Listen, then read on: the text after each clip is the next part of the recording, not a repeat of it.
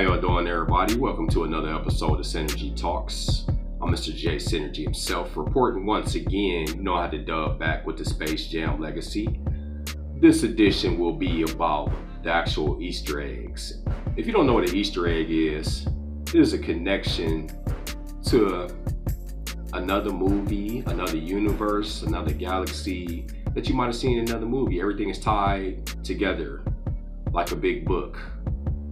Think of any book, how it has a beginning and ending. Every movie that you see, it's Easter eggs in that movie.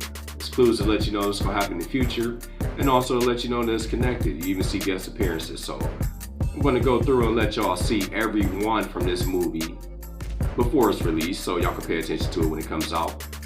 Check it out on July 16th. It's going to be Space Jam 2 featuring Mr. GOAT himself, LeBron James. New era, that is. And that's coming out on July 6th. Him and the Toon Squad is going to be against the Goon Squad. So we're going to see how that works out. I'm Mr. J Synergy. It's just a cool ass story I feel like I had to tap into. Because I was around for the original one, and I'm going to be around for this one too. So much love for the continuation of the Space Jam situation. Remember, don't live in the Matrix, and always remember that the fall is going to always be harder than the come up. With that being said, make sure y'all stay tuned to the end. Check out this footage for both the Space Jam 2, as well as all the Easter eggs and surprises that you might not pay attention to. See it first, see it again and again, continue to view and share. Much love to everybody out there. Stay safe, stay motivated, and stay important. Till next time, holla back. I'm out.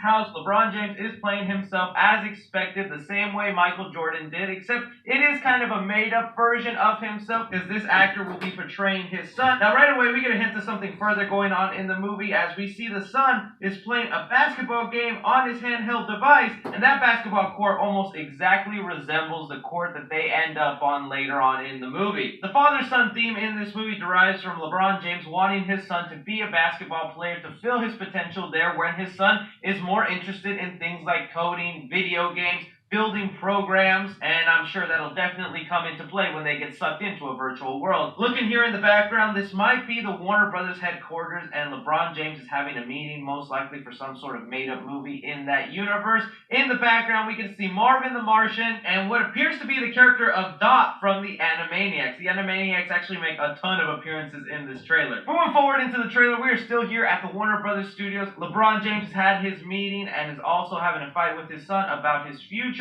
The elevator turns into the letters AG, which stands for Al G, the name of Don Cheadle's character, the villain of the film. But as far as getting into the Space Jam world, instead of being sucked into a golf course the way we did in the first Space Jam movie with Michael Jordan, we will be taken to a virtual world where all the Warner Brother IP characters live. So this room right here contains every single movie that Warner Brothers has ever made, and is all connected, sort of Wreck-It Ralph style. And following his son, LeBron James gets sucked into this Warner Brothers world, and right about here is where I was losing my mind. Okay, just gonna be listing off some of the stuff we see here. It looks like every separate property is divided into planets in this Warner Brothers serververse, so right away we get to see the Game of Thrones planet. Moving on here to the Wizard of Oz planet. Even off to the side, you can see like a little movie planet, just like a behind-the-scenes crew. On the right side, though, that is the Flintstones planet. You can make out some of the rocks and the houses for the Flintstones, along with some dinosaurs. I like how when LeBron James gets sucked into the Wizard of Oz world, he gets hit with a tornado, just like in the movie. We then cut to Don Cheadle introducing himself to LeBron James. Now, Don Cheadle's character is just this AI being that controls all the Warner Brothers servers, and for some reason, only wants to give LeBron James' son back after they play a basketball game. Yeah.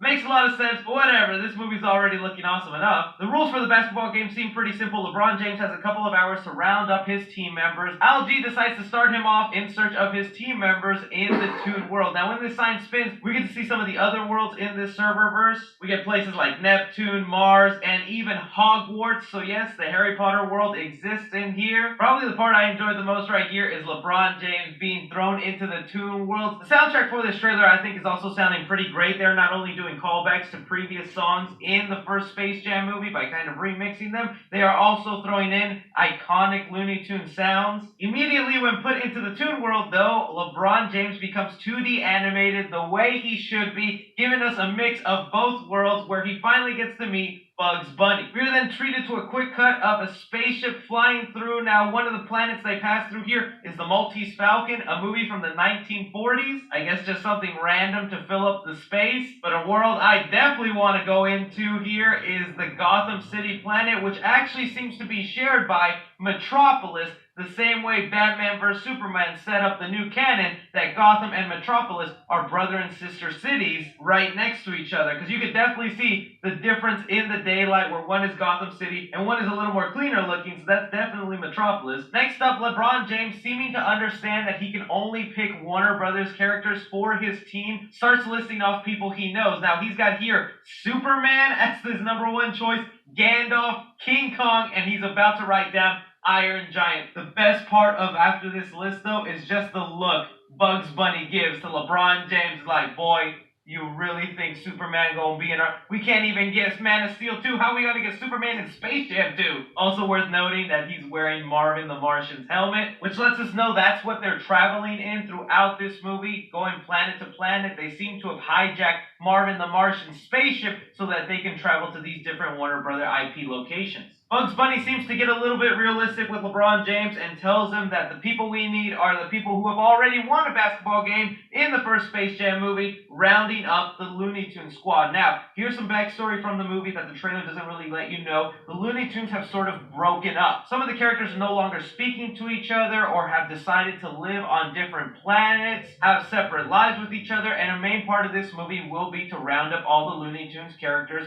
make amends, and have them part of this basketball game, which will also be how we see some of these different planets. Like we heard from the director, Lola Bunny will be living on Themyscira, where Wonder Woman lives. One of these characters will be living on the Mad Max planet. That might be the Roadrunner, because he seems like a guy who would be running fast everywhere. They even mention a deleted scene of Pepe Le Pew, who was originally supposed to be part of this team, hiding away in the Casablanca movie planet. Really would love to hear some of your guys' guesses to where you think some of these Looney Tunes characters will be hiding in the movie and where they have to go find them. It looks like it doesn't take them that long to round up all the Toon Squad characters because they have them here in training, a scene that we are very familiar with that happened in the first Space Jam movie. I love how Lola is part of the coaching side of this training, like, I'm a real player, let's show you guys how to do this. Another interesting thing worth noting that's just some fun trivia in the Space Jam world, Yosemite Sam here is having his guns and is shooting them off. There was a big controversy when the new Looney Tunes cartoon was rebooted on HBO Max and they took away his guns. In the movie, it looks like that won't be a problem at all. In this next shot here, it becomes pretty clear that once they move planet to planet, so will their bodies change to fit the planet they are on. Here on the basketball court and changing from 2D animated to a realistic 3D look. And one thing I'm surprised made it into this movie is the classic Toon Squad jerseys. You see right here, Bugs Bunny is wearing the same jerseys from the very first Space Jam film. So that kind of lets us know the first Space Jam movie did happen in their universe, whether it was a movie that these Looney Tunes characters were acting in, or it was an event that really happened for them and is something they remembered. If this is in the movie, I wouldn't be surprised if we get some sort of Michael Jordan cameo. That's just awesome to see the jerseys there. These next couple of shots go by super fast, so I'm just going to list off the characters that appear on screen. Starting off here, an obvious one, we have the Mystery Machine, which is the Scooby-Doo van. We even see Scooby-Doo popping out his head a little bit in this trailer, only for it then to immediately cut to the Iron Giant. I love anytime I get to see the Iron Giant. It's one of my favorite childhood movies. This film is all just pure nostalgia. It's interesting though that Iron Giant is in this film when he also showed up in Ready Player One, and that was a Universal movie. So man, the Iron Giant can't get a sequel, but he sure loves to cameo. One of the buildings we catch here in the background says Evil Scientist. This is a reference to a popular building that would show up in the Looney Tunes cartoons that would have this little green evil scientist responsible for making Big Gosmer a member of the team. Cutting to more shots of popular characters here. Some of the ones I found that I could list off here is Mega Gorilla on his little unicycle, Yogi Bear and Boo Boo, Flintstone characters with Fred, Wilma, Barney. We also have the Jetsons Falcons in their flying car in the background. Captain Caveman flying into frame. Another classic cartoon, Jabberjaw. We even have a Thundercats character in the background here. Pretty funny because they just announced a Thundercats movie in the works from the Godzilla vs. Kong director that appears to be the character of Chitara. They even go ahead and throw in some newer, lesser known characters in their movies. Like this is a character from an animated film called Smallfoot that didn't perform all that well, but they threw them in just to be a background character. You can also spot the Animaniacs for a quick second here in the bottom frame. You also have Penelope Pitstop in her iconic car here. That is a Dick Dastardly character. My boy King Kong coming in after his battle with Godzilla. These are the iconic planes that King Kong faces off in his movie. The next frame here is where I start really geeking out because it's some characters I'm more familiar with. We have Algie, the villain, played by Don Cheadle, but right behind him we have an agent from the Matrix movies. You also have someone being an imposter of Arnold Schwarzenegger as Mr. Freeze, an evil monkey from The Wizard of Oz, even Pennywise the Clown. We knew Pennywise the Clown would be in the movie. I hope we get to pop into the Stephen King or Pennywise world. In these next couple seconds is where I just lost my damn marbles because there are too many characters here, but I'm going to try and list off as many as I found here for you guys. First, you have a character from the Peter Pottimer Show and his air balloon that time travels. You have Space Ghost there. Again, you have Mega Gorilla, Scooby-Doo characters, even good old Velma, Yogi Bear, the dinosaur from the Flintstones whenever Fred gets off work, even an obscure reference right here to Frankenstein Jr. and Buzz Conroy. Another shot here of Penelope Pitstop in her car. Really, you could be spending hours zooming into all the characters in the background here because there are so many. The other big important thing you want to notice though in this shot is if you look at the scoreboard, it says followers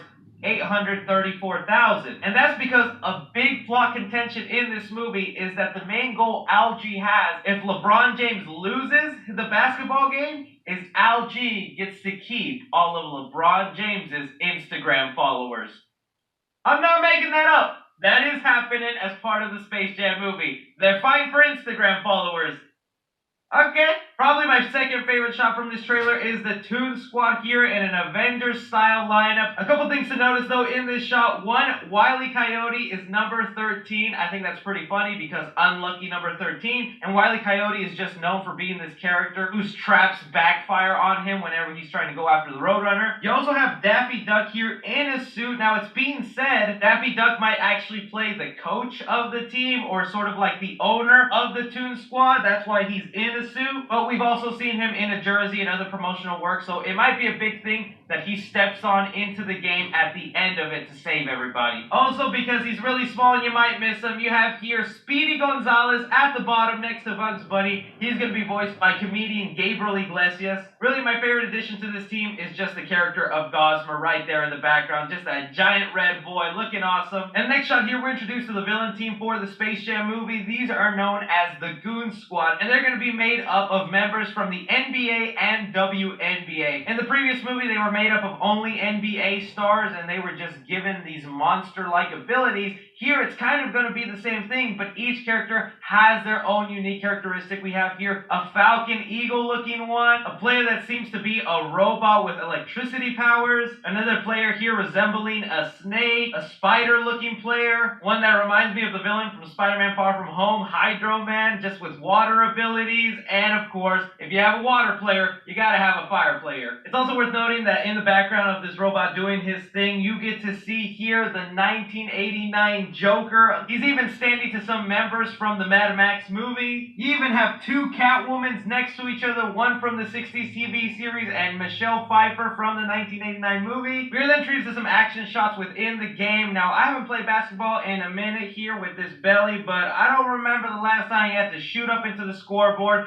Gonna be interesting what kind of rules are in play in the Space Jam game. This feels like it's just gonna be the highlight of the movie, seeing the Toon Squad come together, put their hands all in that pile, and go off against the Goon Squad. Other things we can spot here in the background are popular monuments from cartoons, like we have the Acme rocket, Buck Rogers' spaceship. Now, a surprise member of the Goon Squad will actually be LeBron James' son in the movie. You can see him here sitting on the bench with the other players. At the beginning of the trailer, LeBron James called his son very talented on the court, so this is just a way to spite his father into going like, fine, you call me a star player, I'll play against you, but at the end of the day, I still want to be my own person. Another beautiful open shot here of so many characters in the background as LeBron James is about to leap into a dunk. Starting off left to right here, we get two penguins next to each other, one from the Batman 60s series, then you also have Danny DeVito's penguin, Jim Carrey's The Mask, Mr. Freeze behind him, along with another agent, even Pennywise there still standing then. As we move along with some other Game of Thrones characters,